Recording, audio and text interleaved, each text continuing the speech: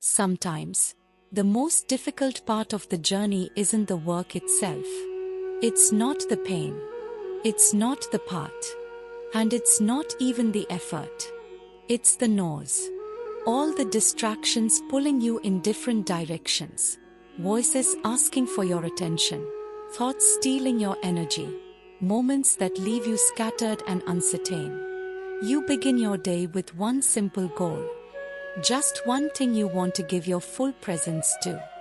But before long, your focus slips.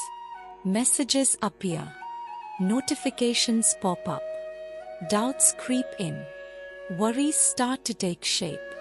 You tell yourself you'll come back to it later. But somehow, later becomes tomorrow, and tomorrow becomes never. This is how strength fades for most people. Not because they didn't try, but because their focus was never steady. Their energy is stretched too thin, spread across too many things. They are always moving, but they are not really moving forward. On the battlefield of Kurukshetra, Arjuna stood frozen. His body was strong, but his mind had scattered. His hands trembled. His thoughts spiraled. His heart felt heavy with fear and conflict. And in that moment, Krishna didn't just speak to his fear, he spoke to his focus. He reminded Arjuna of something we all forget, that clarity isn't something we wait for. It's something we return to. Not once, but again and again. Krishna didn't demand that Arjuna become fearless in a single moment. He asked him to come back to his purpose, to remember why he was standing there, to gather all his thoughts, his emotions, and his actions, and point them in a single direction. Because when the mind is scattered, energy becomes weak. But when the heart is centered, that same energy becomes sharp, like an arrow, drawn back slowly, aimed with full attention, and released without hesitation. That is focus. Many of us live like untied threads. We begin many things, follow too many voices, and chase too many outcomes. And eventually, we realize that peace doesn't come from doing everything. It comes from doing the right thing, with full sincerity. That's why Krishna says, one who is devoted is firm in purpose. Because devotion isn't only about ritual or prayer.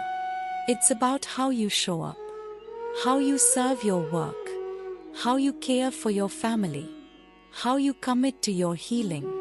It's about bringing your full self to one thing, not halfway to everything. That kind of presence is rare, because most people are physically in one place, but mentally somewhere else. And over time, that split becomes exhausting. They feel like they're always trying, but never really arriving. But Arjuna's story offers a different way. It reminds us that power doesn't come from doing more. It comes from gathering yourself, your breath, your awareness, your choices, into a single, steady line. Not because the word became quiet, but because you learned how to become quiet, even while the world kept spinning. To concentrate your energy is not to become rigid. It is to become intentional.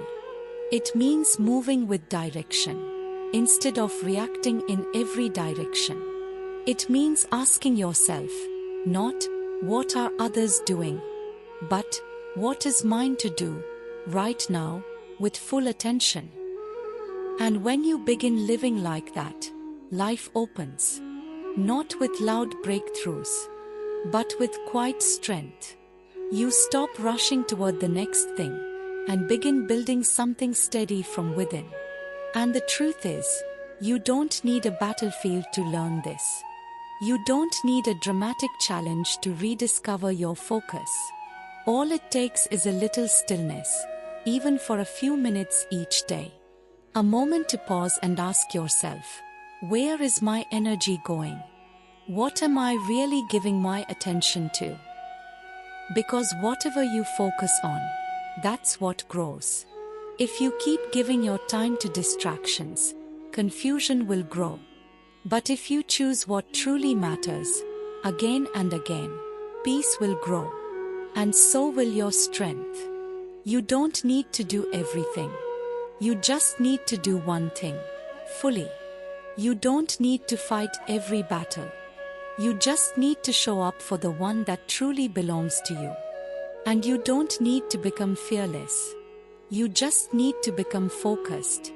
This is what Krishna reminded Arjuna. And this is what Arjuna remembered, not just in his thoughts, but in his being. In the end, it wasn't the bow in Arjuna's hand that made him powerful.